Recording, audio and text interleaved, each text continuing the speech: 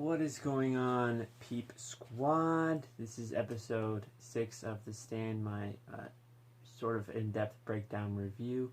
And before we get started, I would just like to point out this comment. This person has been following the channel for about a year or so. He's been commenting on our videos fairly regularly. But anyway, the reason why I point this guy out is because last week he made a prediction about Harold and Nadine putting the bomb into the piano. And he got that spot on. So I just want to say, good for you, dude. Kudos. Because we're going to get into the episode in a minute, but I, along with a lot of other people, figured that they were going to put the bomb in the amphitheater because they keep bringing that up, like almost every episode since the very beginning. And so it was a little bit weird that they didn't, and they kind of pulled out and then just randomly put it in the piano. But kudos to you, guy. For calling that. So cool. That's why you should comment on our videos, because you might get something right and we will call you out, because that's pretty neat. Another thing about this episode is that we get introduced to Ezra Miller's Trashcan Man, and people are having a lot of thoughts about this character. A lot of people are very offended by the interpretation of this character. They think that it's sort of making fun of people with mental illnesses. I'm not really sure how I think about this character, because on the one hand, I think that it's certainly possible. I'm not defending it. I'm just saying, I'm kind of telling you maybe the thought process behind why they made these decisions that they made.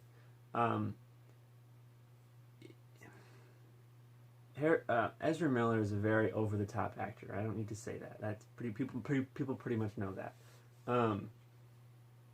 And so a lot of the antagonists and villains in this series are very over-the-top. And so when you combine that with Ezra Miller's already over-the-topness, you get just this... I think that best case scenario, the creators and the actors, they got so wrapped up in portraying an over-the-top crazy character that they maybe accidentally stumbled across something that was rather offensive.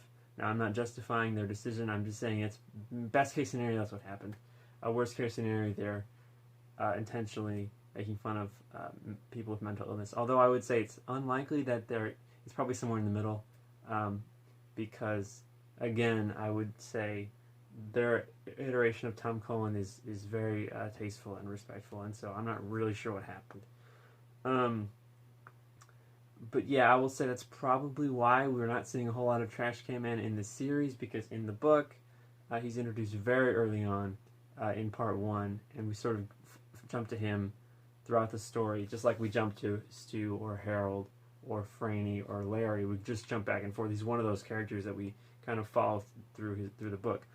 I think one of the reasons why we're only seeing him now in episode 6 is because at some point they figured out that this character is very offensive, and so they cut a lot of his scenes.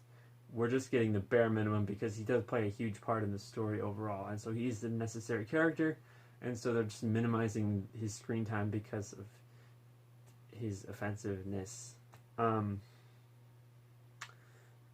yeah, so that kind of takes me into this next part. I think that this scene, this opening scene with the Trashcan Man, like I said, it begins early on in the book, so it's probably, I'd say, part 1. So for those of you who don't know, the book is split up into 3 categories. Part 1 is sort of the outbreak, and as well as all these survivors kind of coming together. Part 2 is sort of they're already in Boulder. The majority of this book, the entirety of part 2 takes place in Boulder, and it sort of follows the characters and survivors sort of building their society. And then part 3 is the final stand, which that starts next week, essentially. But yeah, so like I said, I think that this scene, in the book, it takes place in part 1. I'm not sure, because the show is a non-linear storytelling, so I don't know if this takes place in the present day or some point in the past. One thing I will say is that Trashcan Man has a dream of the Dark Man, and I love it. I think it is very disturbing and just weird, and there's like fire and maggots, and it's really cool that the Dark Man is sort of just completely just robed. Normally he's shrouded in a black robe. Normally we see him in his denim suit. That's the way he's presented in the show normally, but he's just in a completely black robe in this dream. Very similar to his appearance in the Dark Tower series, if you're familiar with that. Then we cut back to Boulder, Colorado. There's a search party going out for Mother Abigail. Harold kind of busts into Nadine's house and he's like, hey, Mother Abigail's missing. There's an opportunity here. Let's set the bomb at her house. There's going to be a vigil for her. Then we cut to the judge. And now again, I'm not sure if this is the present day, if this is going on the same time as Mother Abigail's vigil, or this could possibly be later on. I'm not sure, because again, this show jumps around a lot and it's not clear when it's jumping around. So this could be in the present, could be in the future, who knows. One thing I will say is that the judge is very, very underutilized in this series. I think that like Dana and Nick, those characters that you could have used more screen time. I think that one of the biggest problems with the show, apart from its crazy characterizations, is its lack of time management. I feel like they could have used more time focusing on the characters, certain characters, so that certain moments could have more weight. Anyway, Lloyd is with Trash in Vegas. I really like Lloyd. I think this episode solidifies him as just a fun character that I really enjoy watching. I like Lloyd a lot, so in case you're wondering. Then we go up to the Dark Man's penthouse, and we see he is having trouble with his fire, and Trashcan Man helps him very nicely. One thing I will say I forgot to mention during the... let's talk about Trash for a minute. I go back and talk about Trash for a minute. Like I said, a lot of his content was probably cut. Before the series even premiered, they said that they cut the kid. Okay, hang on, let me go back. They said that they were planning on shooting a scene with the kid, played by Marilyn Manson, in case you're wondering. But they ended up not shooting it for whatever reason.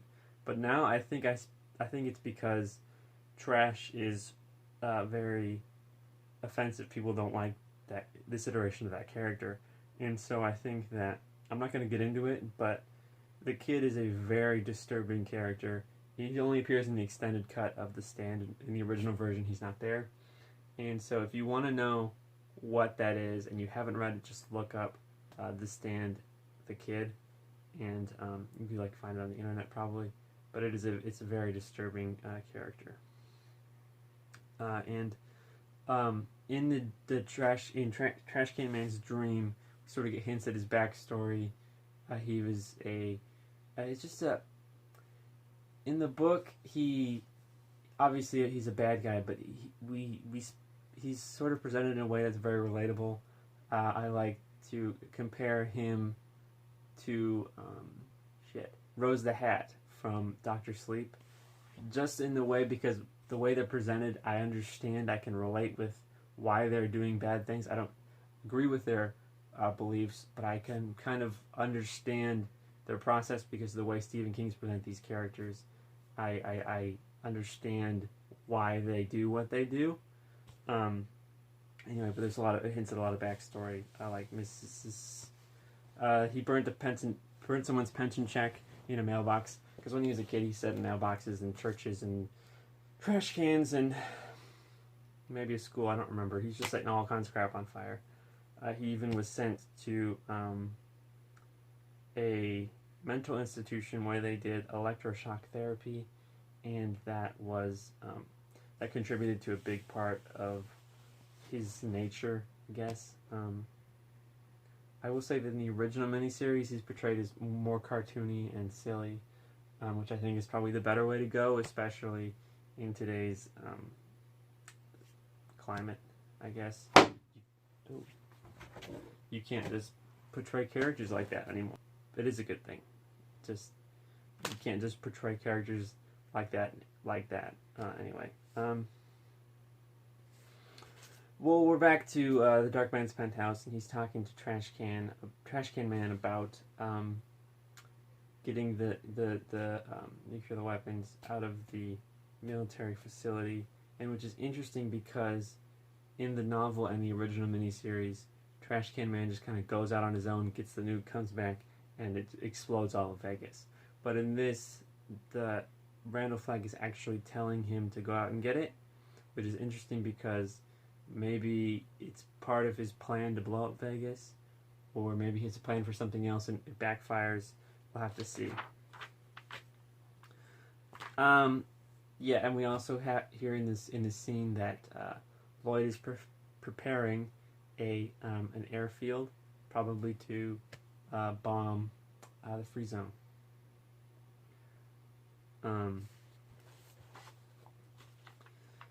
And he says, Randall Flagg says in this scene that he's trying to locate the third spy, but he only ever sees the moon, which is Tom's whole thing. And then speaking of Tom, we cut to him. He is trying to read Donna's note, and he sees that it's the letters "run" is also on this machine, and so he asks one of the other people, what does it say? It says "run." It's like, oh, okay, it probably means for me to get the hell out of here, which he does eventually. We cut back to Boulder. This is the morning before the vigil. The committee is in Mother Abigail's house. Nick is playing the piano, kind of a bit of foreshadowing as to what will come. Ray's very upset because no one is really doing anything. They pretty much gave up on her because she's a 108-year-old woman out in the wilderness with not really any equipment to stay warm. And so Ray's not real happy that everyone's just kind of giving up on her. Mother Abigail, that is. Nadine and Joe show up, and Nadine is pretty clear on letting Joe not go to the vigil because there's a bomb and she doesn't want him to die, which makes sense. One thing I will say about Nadine's character in this episode, actually in this series as a whole, she's a lot more conflicted than in either of the two earlier iterations. I think that, especially in the original miniseries, she was way more evil. There's a little kind of hints of good sprinkled throughout, but she's mostly just evil. Whereas in this, she's a lot more conflicted, which is interesting. One thing that I will say is that Nadine puts the bomb near the piano pretty early on, and so this kind of a little bit sort of reflects Alfred Hitchcock's Bomb, which, if you're not familiar with that, basically he says that there are two ways you can present this scene for different effects. Basically, you could have having a regular conversation, and then bam, a bomb blows up. If you're going for a surprise, that's what you want to do. If you want to build suspense, what you do is you tell the audience there's a bomb. And then you have the exact same scene with the exact same characters having the exact same conversation, but because you tell the audience that there's a bomb, it sort of builds suspense and dread because the audience is yelling at the people to get the hell out of there because there's a bomb that's going to blow up. And so that's kind of what we have here. We, the audience, know there's a bomb in the piano, but the characters in the show do not. This is a little goof that I noticed. Nadine hands a card to Nick, but she's standing behind him, and because he's deaf, he shouldn't have been able to hear her. But so she hands the card to him behind him. He turns around and takes it. There's no way he should have known that she was behind him because he was deaf. But for some reason he did because the actor's not deaf. He's fine at acting, but I'm just saying, like, it's very hard to act deaf if you don't know what deaf is. It's way easier to get a deaf actor to play a deaf character. That's all I'm saying. Then we cut to Mother Abigail in the woods. She's kind of just chilling, walking around. The Dark Man shows up, and she's like, "Get behind me, Satan." And he's like, "Well, that's not my name." And that's interesting because he says we're a legion for we are many. And Randall Flagg is one of these characters that show up a lot in Stephen King because basically all of his books are connected. um, and he shows up a lot. He goes by a lot of different names. Normally his initials are RF, which is, on a side note, Ramona Flowers. Anyway, normally his initials are RF, Richard Fry, Randall Flagg. Sometimes it's just the Dark Man or Man in Black. He's a lot of different aliases. And so he just kind of blows at her, and there's a bunch of wind and crows attack her and stuff. Mother Abigail and stuff. And then we cut back to Tom in Las Vegas. He's putting away the bodies, and he decides, well, he sees Julie, and he's like, I need to get out of here because that's the woman that shot me back in Colorado. So I gotta get out of here. Then we cut to Bobby Terry, and in the original miniseries, Bobby Terry was played by the greatest director of all time, Sam Raimi. Unfortunately, Sam Raimi's not here this time, which sucks. But yeah.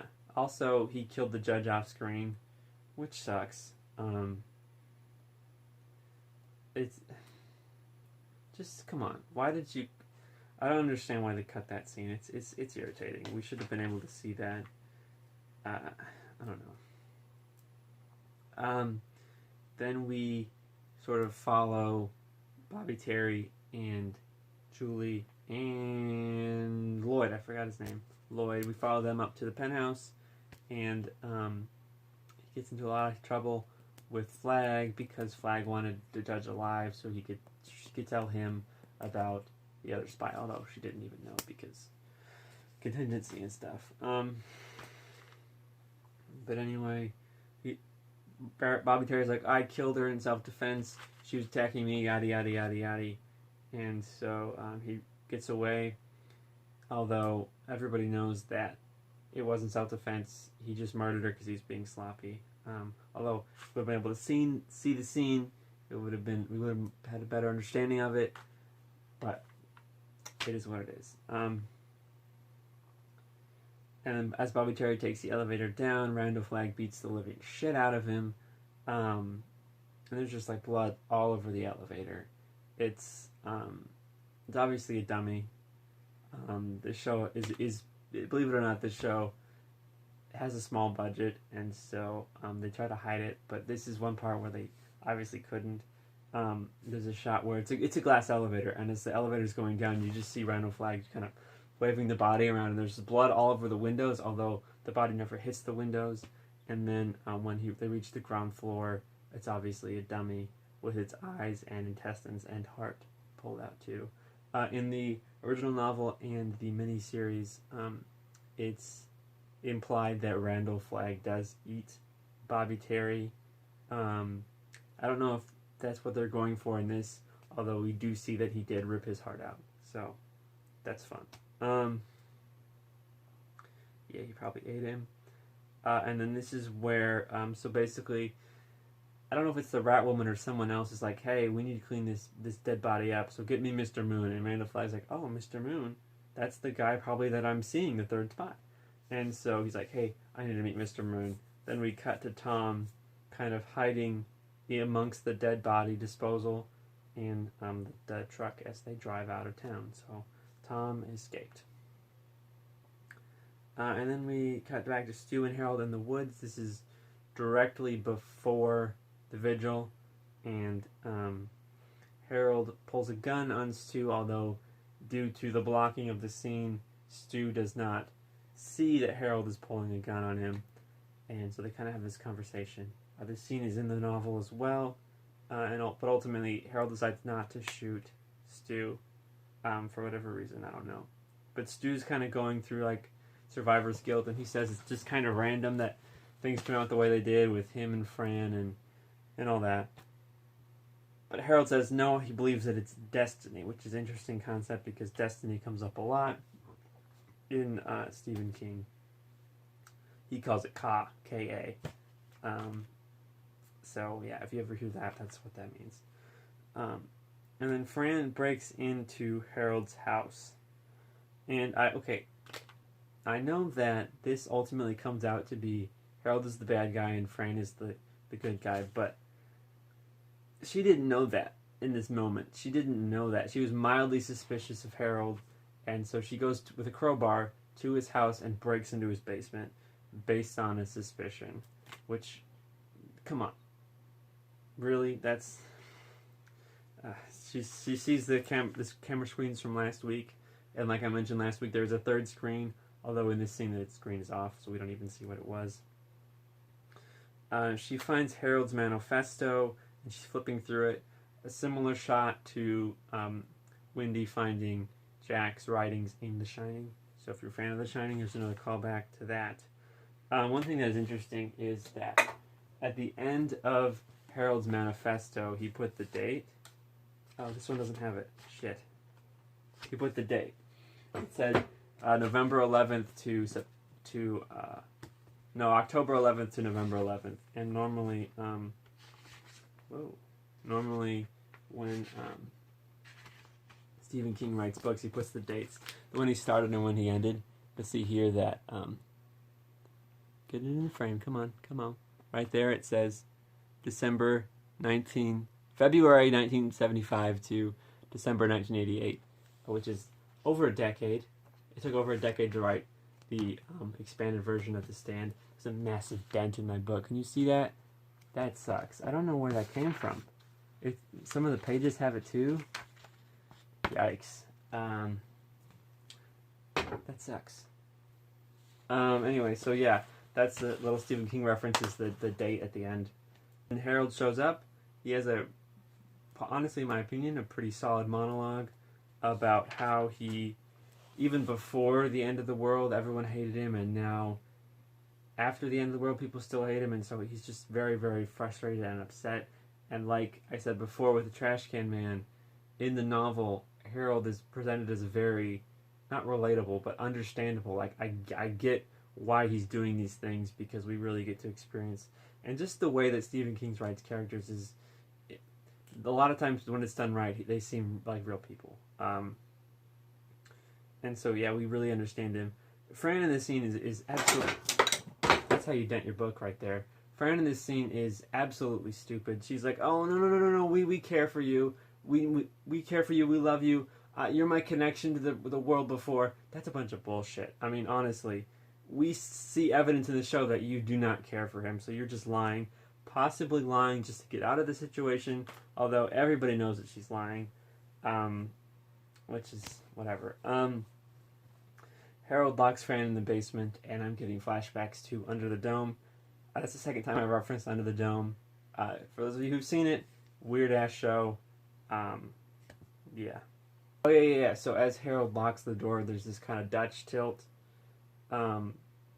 which is, for those of you who don't know, it's a sideways shot. Happens a lot in Mission Impossible. Anyway, so there's like a Dutch tilt, but it's through the wall. So we see Fran on the ground on this side of the door, and Harold standing up on this side of the door. It's really, it's artistic. So that's what the kids would call it. Then we see Nadine at Larry's trying to pick up Joe, because I don't know if I mentioned that before, but Joe was at Larry's all day. And then Joe speaks for the first time. He says, Mommy Nadine is not Nadine. And so that kind of hints at the inner conflict of her character. Again, I would say that Joe probably has some form of The Shining, which is basically Stephen King's force. And this is interesting because as Larry tries to call somebody, we see that Nadine, A, broke his microphone, and B, broke his bike. She doesn't want him at the vigil blown up by the bomb, because she does, at least on some level, care about Larry. She drops her off at the school, and they're watching a 1980 sci-fi film called Time Bandits. It is a very obscure film, and I don't know why it's included in the show, but it is. And now you know that it's Time Bandits. Fran breaks out of Harold's basement through the window, possibly a reference to It. In the novel It, the kids, to get into the house on Neibolt Street, they break in through the window that leads to the basement, and so they kind of do the opposite of what Fran is doing in this shot. Then Joe just kind of walks out. He's not a huge fan of Time Bandits. and so he just kind of walks around in the woods. I guess there's nobody, no adult at the school watching the kids watch Time Bandits, and he finds Mother Abigail, and he screams, but it's obviously a dub, very clearly a dub. You can tell. Nadine and Harold at the amphitheater. They're kind of watching. This scene is in every iteration of the novel, the original and this. They're just kind of chilling at the amphitheater, watching, because there are mountains in Boulder, and so they're up here kind of watching. They have a view of the city, and so as they blow it up, they can see the explosion. And then somehow Joe got a hold of Norris. Norris is the guy who was running the body crew in the early episodes, but now he's running the Neighborhood Watch, because Neighborhood Watch kind of swallowed the body crew as the body crew was no longer needed because all the bodies were taken care of. Somehow Joe got a hold of Norris, and Norris got a hold of Stu, and he calls up Stu. He's like, "Hey, we found Mother Abigail. This is crazy, but we found her." And then, so when they say that, they all clear out to go to the infirmary, which is where Mother Abigail is now.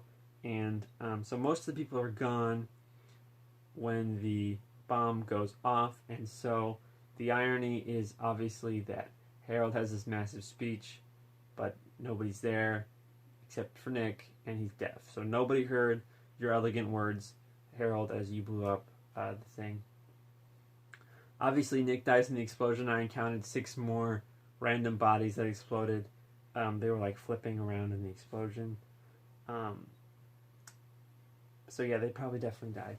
One thing, the thing that tips off Nick to the explosion is that normally we heard last week that Mother Abigail likes to keep the piano lit open so people can see inside, but Nick noticed that it was closed because it was hiding a bomb, and so he got exploded pretty good. And that is the end of my notes. What did you guys think about this episode? Do you have any predictions for next week? Like I said, with comment at the top of the video, that could be you next week. What do you think is going to happen in the next couple episodes coming up? What do you think about the Trashcan Man? Is this offensive? Do you think people are overreacting? Let me know. And I will see you tomorrow. We're doing WandaVision. We didn't do WandaVision episode 2. So I did episode 1. But tomorrow's video is going to do episode 2 and 3. So make sure you are subscribed so you can watch that video when it comes up. I will see you later. Peace out.